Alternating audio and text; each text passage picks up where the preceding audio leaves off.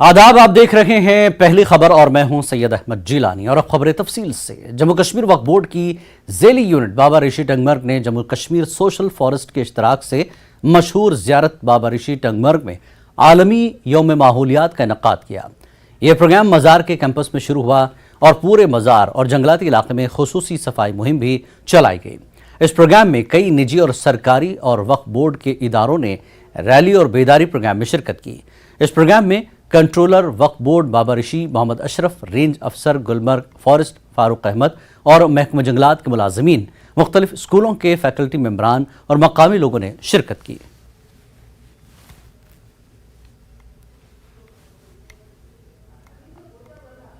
और ये जो आज यहाँ ड्राइव हुआ है, इसका मकसद है कि हम अपने एनवायरनमेंट को कैसे बचा सकते हैं। यहाँ पर एक प्रोग्राम ऑर्गेनाइज किया है आज वक्फ बोर्ड की तरफ से हुआ है, जो कि हम यहाँ आज वर्ल्ड एनवायरनमेंट डे मनाते हैं।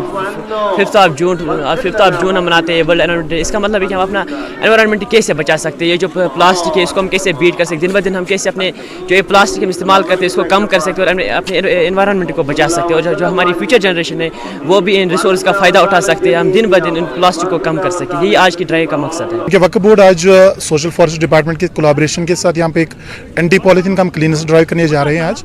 तो जिसका मेन और मकसद ही है कि हम सबसे पहले एक लोगों में एक अवेयरनेस क्रिएट करें कि polythene is hazardous, so we have to shun the usages of polythene. और इसके साथ साथ जो हमने यहाँ पे प्रोग्राम लॉन्च किया, इसका मेन मोटिव है कि to make the clean the shrine premises. तो इसमें सोशल फॉरेस्ट डिपार्टमेंट हमारे साथ पूरी तरह कोऑपरेटिव है और जो हमारे यहाँ पर एलाइड डिपार्टमेंट्स है, फॉरेस्ट विंग्स के हैं, वो भी यहाँ पे आए और हमारे साथ बहुत सारी स्कूल्स ने भी यहाँ पे पार्टिसिपेट किया। फौज ने अखनूर के जोरिया में साबिक फौजियों की रैली का एहतमाम किया। रैली में खित्ते के 50 साबिक फौजियों और 60 वीर नारियों ने शिरकत की। इस दौरान साबिक फौजियों और वीर नारियों को केंद्रीय सैनिक बोर्ड के जरिए फराहम करदा नए माली फवायद के बारे में जानकारी देने पर मरकूज थी। किसी भी साबिक फौजी को दरपेश किसी भी मसले के हल के लिए एक शिकायत इजाला सेल भी कायम किया गया। सबका एनरोलमेंट होना है तो हम करा देंगे, लेकिन आपने अपने डॉक्यूमेंट लेके आना है क्योंकि उसमें कुछ डॉक्यूमेंट स्कैन होकर डलते हैं और फिर आप। आज का प्रोग्राम था कि आर्मी ने यहाँ पे ऑर्गेनाइज कराया एक्स सर्विसमैन के लिए कि बहुत सारी चीज़ें हैं जो एक्स सर्विसमैन को पता नहीं होती हैं, लेकिन यहाँ पे आके हमें बहुत सारी चीज़ें जो थी पता चला है कि ऐसा भी होता है करके। बहुत सारे अपडेट्स हो रखे हैं, जैसे अभी स्पर्श का नया अपडेट हुआ था। तो यहाँ पे जितने भी एक्स सर्विसमैन आए थे उनमें से 40% 45% लोगों ने अभी तक स्पर्श पे रजिस्टर्ड ही नहीं किया हुआ है। उनको जहाँ तो चैनल मालूम नहीं था, जहाँ तो चीज़ों के बारे में पता नहीं था। तो सीओ साहब ने काफ़ी बारीकी से उनको गाइड किया है कि प्रोसीजर्स क्या है और तरीका क्या है उस चीज़ का। और सीओ साहब ने यहाँ पे क्लैरिकल स्टाफ भी बिठा रखा है उनकी हेल्प के लिए। और भी उसके अलावा उन्होंने बताया कि जो चीज़ें सर्विस में लागू थी वो भी काफ़ी सारी चीज़ें जो रिटायरमेंट के बाद भी लागू हैं। बहुत अच्छा लगा सीओ साहब ने जो यहाँ पे लोगों को एक्स सर्विसमैन लोगों को आमंत्रित किया है और उनकी मानो की एक तरह की उन्होंने सेवा करी है, क्योंकि बहुत सारे बुजुर्ग लोग हैं जिनको कि अभी जो लेटेस्ट टेक्नोलॉजी के बारे में भी पता नहीं था। आलमी यौम माहौलियात के मौके पर पामपुर के खेरू इलाके में एक आगाही रैली निकाली गई, जिसमें मुख्तलिफ स्कूलों के तलबा ने बड़ी तादाद में शिरकत की। रैली का इनेकाद पीपल्स वेलफेयर ट्रस्ट ने किया, जिसका मकसद सेहतमंद जिंदगी में माहौल के किरदार के बारे में पैगाम देना था। इस मौके पर शुरका ने माहौलियाती निज़ाम के हक में नारे लगाए और लोगों से पानी के ज़खायर को साफ रखने और ज़्यादा से ज़्यादा दरख्त लगाने की अपील की।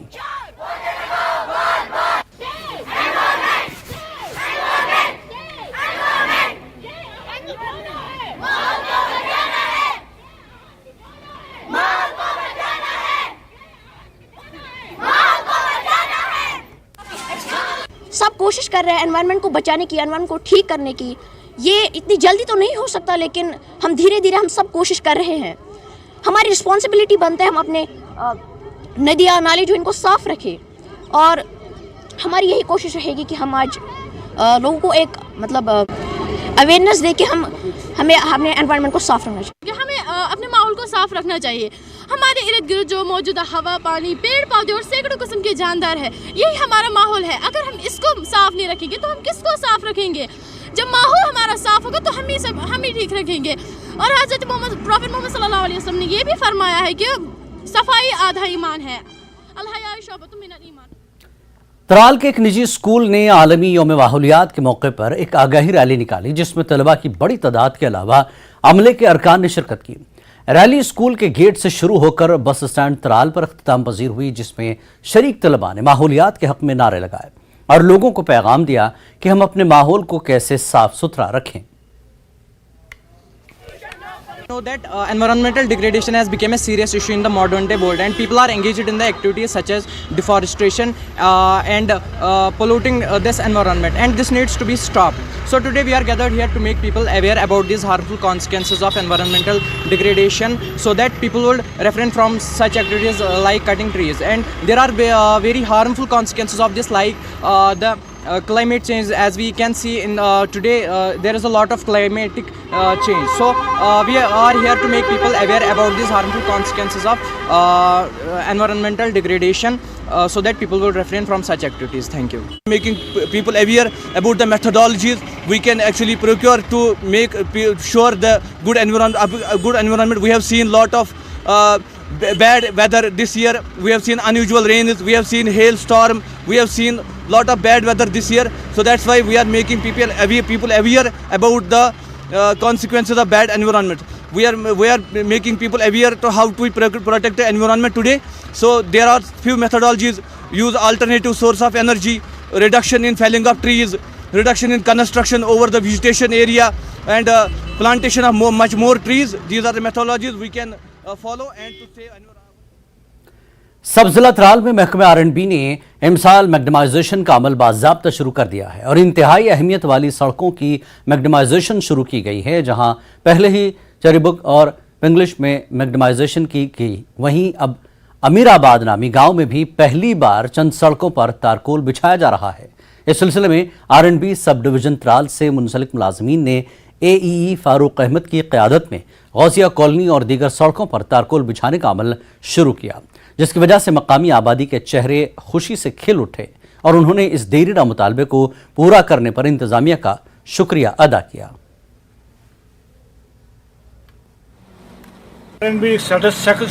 शुक्रगुजार नुमा ये रोड मैडम तो तिकाज पे 5 वरी पे रोड खस्त क्या बाकी और स्कूल गन ज्यादा राव बसान बेमार तरी गन प्रॉब्लम योर गाड़ी खसान।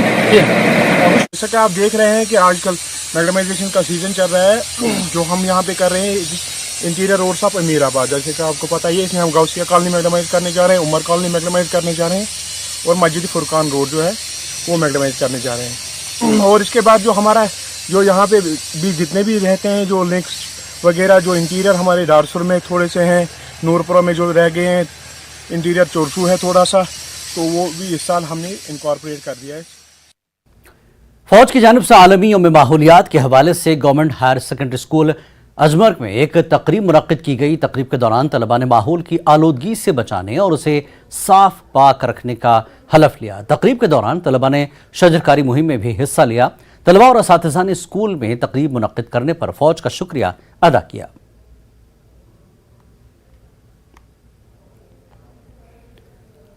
गुरेज में पहली बार हैंडीक्राफ्ट्स पर मबनी लड़कियों की कोऑपरेटिव सोसाइटी बनने जा रही है। फौज की जानिब से यूथ सेंटर बख्तूर में लड़कियों की एक बड़ी तादाद को हैंडीक्राफ्ट्स में तरबियत फराहम करने के बाद कोऑपरेटिव महकमे ने बख्तूर में उन लड़कियों की रजिस्ट्रेशन का अमल शुरू किया। इस मौके पर फौज के कमांडिंग अफसर के अलावा कोऑपरेटिव महकमे के ओहदेदार और तरबियत पाने वाली लड़कियों की एक बड़ी तादाद मौजूद थी। मुंतज़मीन ने कोऑपरेटिव सोसाइटी की तश्कील से लेकर लड़कियों की तरबियत तक फौज की जानिब से निभाए गए रोल की सराहना की।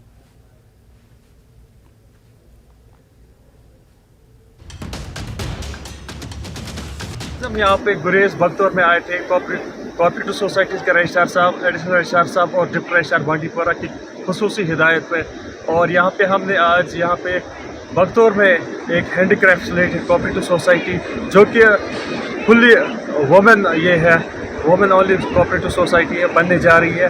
और इस सिलसिले में हमको भरपूर मावनत की 109 ब्रिगेड के कमांडर साहब और CO साहब ने। आज हम उस मकसद में कामयाब हो गए जो हमारा मकसद था, जिसमें कमांडर साहब ने सीओ साहब ने और बाकी जितने भी उनके अंदर ऑफिसर्स और जवान थे जिन्होंने इस प्रोग्राम की सफलता के लिए मेहनत की है, तो हम एक बार फिर फ़ौज का शुक्रिया अदा करते हैं कि आज हमने यहाँ पे जो हमारा तीसरा और लास्ट फेज़ था रजिस्ट्रेशन का, जो कोऑपरेटिव सोसाइटी रजिस्ट्रेशन थी, वो हमने प्रोसेस शुरू किया है। कोऑपरेटिव डिपार्टमेंट बांडीपुरा से एक टीम आई थी, उन्होंने सारा फॉर्मेलिटीज़ यहाँ पे ऑन स्पॉट पूरी की है। तो इंशाअल्लाह 10 दिन के अंदर अंदर ये उनको कोऑपरेटिव सोसाइटी एक्ट के अंतर्गत रजिस्ट्रेशन मिल जाएगा। एग्जीक्यूटिव काउंसलर ने जंस्कार में अपने दूसरे दिन के दौरे पर जंस्कार में मुख्तलिफ प्रोग्रामों में शिरकत की। इस दौरान जंस्कार की तमाम खानकाहों के भेड़ लामा में CCTV कैमरा और टीवी तकसीम किया गया। तमाम खानकाहों के सरबरा लामा के साथ साथ सदर गोम्पा एसोसिएशन ने EC का शुक्रिया अदा किया। एग्जीक्यूटिव काउंसलर ने जंस्कार में हफ्टल हाइडल प्रोजेक्ट का दौरा किया और अपग्रेडेशन के जारी काम का मुआयना किया। एग्जीक्यूटिव काउंसलर ने काम की तकमील में ताखीर पर अदम इत्मीनान का इजहार किया।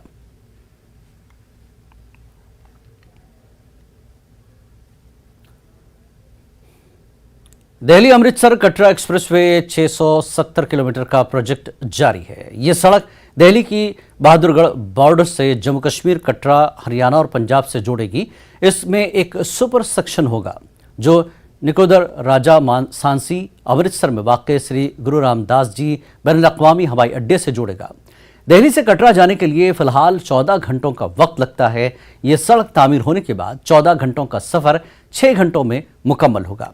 इस प्रोजेक्ट में trauma centre, ambulance, fire brigade, traffic police, बस वे, ट्रक स्टॉप, रिफ्रेशमेंट के साथ साथ इंटरचेंज और तफरीही सहूलियात होंगी। भारत माला परियोजना के एक हिस्से के तौर पर तामीर किए जाने वाले प्रोजेक्ट पर 35,000 करोड़ की लागत मुतवक्के है। जम्मू के मकामी लोगों ने हुकूमत से सड़क को बगैर किसी ताखीर के मुकम्मल करने का मुतालबा किया।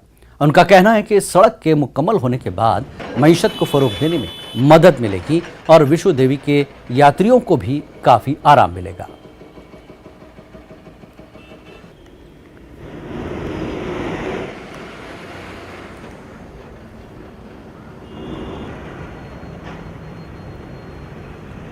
अगर हम पिछले कई सालों की बात करें तो सेंट्रल गवर्नमेंट ने रोड कनेक्टिविटी पे बहुत ज़्यादा ध्यान दिया है और जगह जगह पर अगर पूरे इंडिया की बात करें तो रोड कनेक्टिविटी को मज़ीद मजबूत किया गया है। जो 4 लेन्स थे उनको 6 लेन है, 8 लेन किया गया है। जो 2 लेन थे उनको 4 लेन किया गया है। इसी तरह की एक प्रोजेक्ट जो है सेंट्रल गवर्नमेंट ने, जो आप मेरे पीछे देख रहे हैं, अभी इसका काम शदमद से चल रहा है। ये दिल्ली अमृतसर कटरा एक्सप्रेसवे का काम चल रहा है इस रोड का, और ये तकरीबन 35,000 करोड़ रुपए का प्रोजेक्ट है जिस पे काम बहुत तेज़ी से चल रहा है। डिस्टेंस कम होगी दिल्ली टू कटरा। आपको क्या लगता है कितना फ़ायदा होगा? सर फ़ायदा तो होगा। एक्चुअली जो सेंट्रल गवर्नमेंट का प्रोजेक्ट चल रहा है ये तो फ़ायदे के लिए ही है। आम मानस को भी इस चीज़ का फ़ायदा मिलेगा और जो दुकानदार हैं उनको भी फ़ायदा मिलेगा। बट फ़ायदा तब मिलेगा जब ये पूरा कंप्लीट होगा। इस टाइम में मसला सर ऐसा चल रहा है कि दुकानदार सफ़र तो कर रहा है हर एक चीज़ से, महंगाई का भी सफ़र है। बट अगर हम ओवरऑल देखें तो जो सेंट्रल गवर्नमेंट की अभी स्कीम है बेटर देन, हर एक के लिए अच्छा है। जो पहले हमारे गाड़ी चलती थी वो फ्लाईओवर से निकल जाती थी, अभी जो यात्री गाड़ी है वो नीचे से जाएगी, उससे हमारा भी फ़र्क पड़ेगा, हमें काम करने का उससे बहुत फ़र्क पड़ेगा, क्योंकि यात्री गाड़ी नीचे रुकेगी उससे घाक आएगा। लेकिन ये है कि अभी हमें जो अभी इस टाइम बहुत दिक्कत है, रास्ते बंद हैं सारे, आगे पीछे जाने का कोई तरीका नहीं है। यही डिसएडवांटेज है कि हमारा कामकाज भी बंद पड़ा हुआ है क्योंकि कनेक्टिविटी टोटली ख़त्म हो गई है, रास्ते बंद हैं। यही रिक्वेस्ट है कि जल्दी से जल्दी रास्ते खुलें, मगर जब बन जाएगा तब तो काफ़ी बेनिफिट है। क्या लगता है आपको रोड कनेक्टिविटी पर कितना ज़्यादा आपको लगता है कि ध्यान दिया जा रहा है और उसका कितना फ़ायदा हो रहा है? सर ध्यान तो दिया जा रहा ही है, ये तो बेनिफिट होगा। जब 6 लेन बनेगा बेनिफिट तो होगा ही। पहले तो काफ़ी मतलब कि बंद था हमारे यहाँ पे मतलब दीवारें लगी हुई थी, दीवारें खुलेंगी, ये रास्ते खुलेंगे, या आपस में लोग मतलब मिलाव होगा, आप रोड से दूसरा हम देख पाएंगे। ये तो टोटली बंद था पहले। दिक्कतें लोगों को आ रही हैं, खासकर जो दुकानदार इस रोड पे जो एक्सप्रेसवे के सड़कों के किनारे पे जिनकी दुकानें हैं उनको थोड़ी मुश्किलें आ रही हैं। लेकिन इनका ये भी कहना है कि ये डिफ़िकल्टी कुछ देर के लिए है, लेकिन जब ये कंप्लीट होगा ये प्रोजेक्ट तो इससे उनको बड़ा फ़ायदा होगा और यात्रियों को भी बहुत ज़्यादा फ़ायदा होगा। कैमरामैन साहिबा के साथ में समीर भट्ट, न्यूज़ 18, बड़ी ब्रह्मना, जम्मू। वक्त एक ब्रेक का, ब्रेक के बाद फिर लौटेंगे।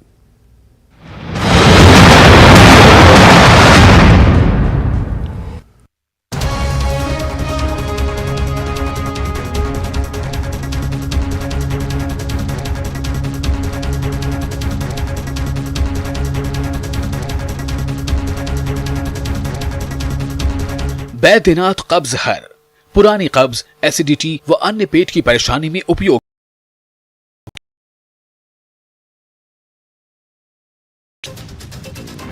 किश्तवाड़ के गुजर इंशन गांव में सड़क हादसा, एक ही परिवार के 9 लोग घायल, 2 की हालत बेहद गंभीर, घायलों का इलाज जारी है। राजौरी में आतंकियों की तलाश में सुरक्षा बलों का सर्च ऑपरेशन, दसल इलाके में तलाशी अभियान। 2 दिन पहले मारा गया था आतंकी, मारे गए आतंकी के साथियों की हो रही तलाश। महबूबा मुफ्ती का पासपोर्ट जारी, 10 साल की वैधता वाला है पासपोर्ट, दिल्ली हाईकोर्ट पे लंबी चली। पेट सफा आयुर्वेदिक चूर्ण, पेट सफा तो हर रोग दफा।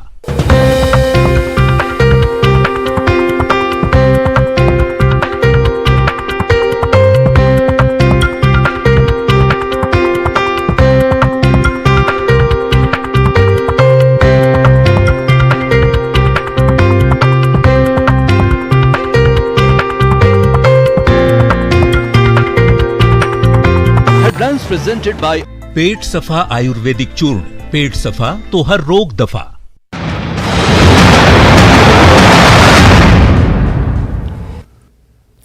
आप देख रहे हैं पहली खबर। नेशनल कॉन्फ्रेंस के सूबाई सदर जम्मू रतनलाल गुप्ता पार्टी सदर डॉक्टर फारूक अब्दुल्ला के उस बयान की हिमायत की है जिसमें उन्होंने दोनों ममालिक में देरपा अमन के लिए हिंद पाक मुज़ाकरात की दोबारा शुरू करने की वकालत की है। वो जम्मू म्यूनसिपल कॉरपोरेशन के आइंदा इंतखाबात पर तबादला ख्याल के लिए मुनक्कदा दिन की मीटिंग के बाद न्यूज़ 18 से बात कर रहे थे। मीटिंग में गांधीनगर हल्का और उसके म्यूनसिपल वार्ड से पार्टी कारकुनों की एक बड़ी तादाद ने शिरकत की। गुप्ता ने कहा कि अगर हम वाकई चाहते हैं कि मुकम्मल और मुस्तकिल अमन वापस लौट आए तो पाकिस्तान के साथ बातचीत करना बहुत ज़रूरी है। गुप्ता ने यह भी कहा कि उनकी पार्टी आने वाले पंचायत और म्यूनसिपल इंतखाबात की तैयारी कर रही है और इन दोनों इंतखाबात को पूरी ताकत के साथ लड़ेगी। कि हमारी हमेशा डिमांड रही है कि साहब असेंबली के इलेक्शन करवाइए, क्योंकि 5 साल हो गए असेंबली को भंग किए हुए आपने, कॉन्स्टिट्यूशन के मुताबिक भी और सुप्रीम कोर्ट की डायरेक्शन के मुताबिक भी, कि यहाँ 5-6 महीने अगर असेंबली भंग हुए हो तो विद इन 6 मंथ्स उनको इलेक्शन करवाने चाहिए। चलो ठीक है, अब लोकल बॉडी के इलेक्शन के लिए वो कह रहे हैं, तो हमने जम्मू म्यूनसिपल कॉरपोरेशन जो है इसकी आज हमने थ्रेड बियर डिस्कशन की है। हमारा ब्लॉक नंबर 3 जो बहु कॉन्स्टिट्यूंसी है और जम्मू साउथ आरसपुरा कॉन्स्टिट्यूंसी जो है उसमें 10 वार्ड हैं, वो भी इसमें आ रहे हैं जम्मू म्यूनसिपल कॉरपोरेशन के अंदर। तो आज वो 26 जो वार्ड हैं उनके लोगों को बुला के हमने डिस्कशन की। जम्मू कश्मीर बीजेपी सदर रविंद्र रैना ने फारूक अब्दुल्ला के बयान पर तंज किया। उन्होंने सवाल किया कि पाकिस्तान में किस से बात करें, वहां तो सियासी उथल पुथल है। उन्होंने बताया कि बीजेपी हर मुल्क के साथ बात करना चाहती है, लेकिन पाकिस्तान के आधे लीडर जेलों में हैं। अब्दुल्ला साहब एक बड़े आदमी हैं, वो मरकजी हुकूमत में भी मंत्री रहे, जम्मू कश्मीर के भी चीफ मिनिस्टर रहे, और जब अटल बिहारी वाजपेयी साहब दिल्ली से बस में बैठ के लाहौर गए थे तो मोहतरम जनाब डॉक्टर फारूक अब्दुल्ला साहब भी उस बस में बैठ के लाहौर गए थे। हिंदुस्तान ने तो हमेशा बात की है, हिंदुस्तान दुनिया के तमाम मुल्कों से बातचीत करता है, लेकिन मोहतरम फारूक अब्दुल्ला साहब बताएं कि पाकिस्तान से बात करें तो किससे करें? नवाब शरीफ से करें, इमरान खान से करें, शहबाज शरीफ से करें, जो जेलों के अंदर हैं उनसे करें, या जो जेलों के बाहर हैं उनसे करें। नेशनल कॉन्फ्रेंस के नायब सदर उमर अब्दुल्ला ने अबरा कुंजर जाकर नेशनल कॉन्फ्रेंस के senior leader advocate Shaukat Ahmad Mir की वालिदा के इंतकाल के सिलसिले में ताज़ियत की। उनके हमरा डिस्ट्रिक्ट सदर बारामूला सज्जाद शफी, फारूक अहमद शाह और दीगर लीडरान थे। उमर अब्दुल्ला ने सुगवार खानदान की ढारस बांधी।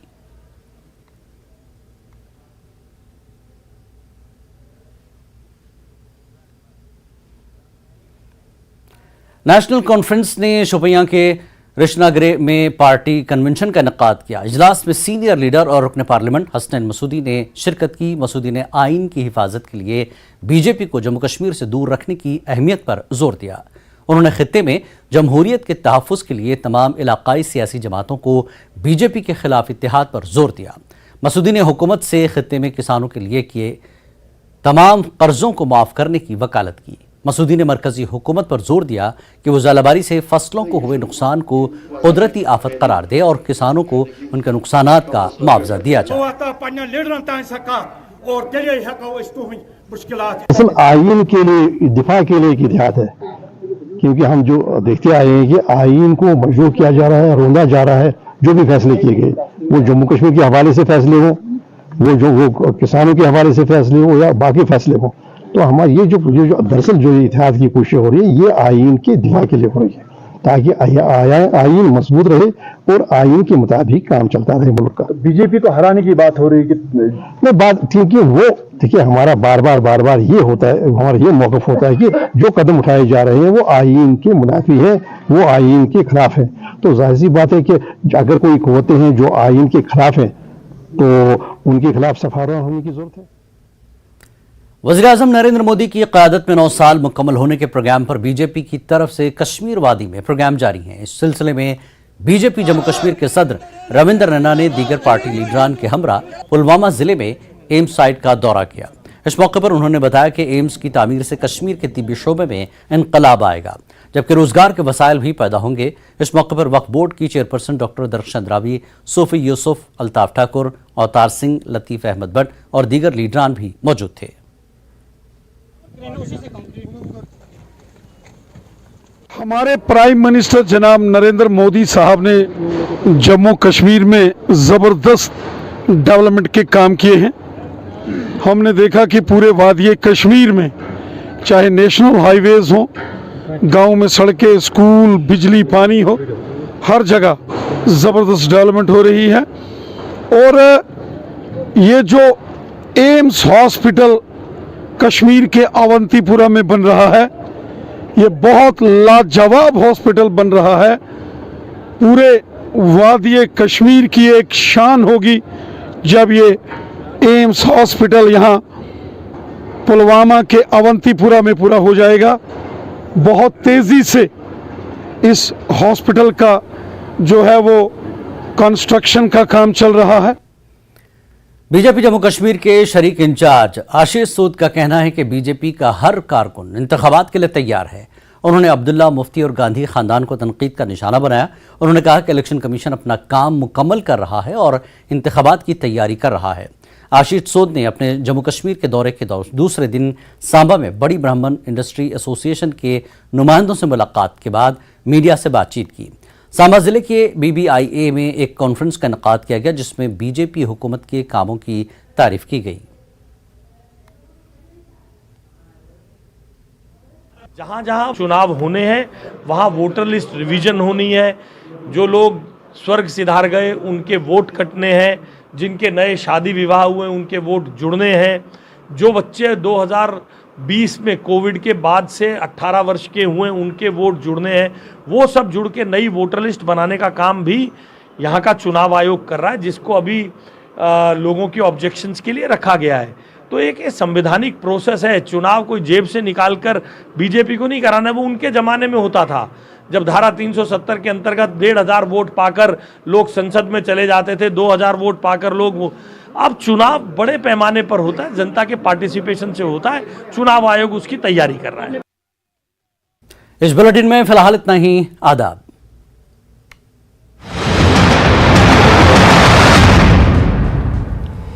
हेडलाइंस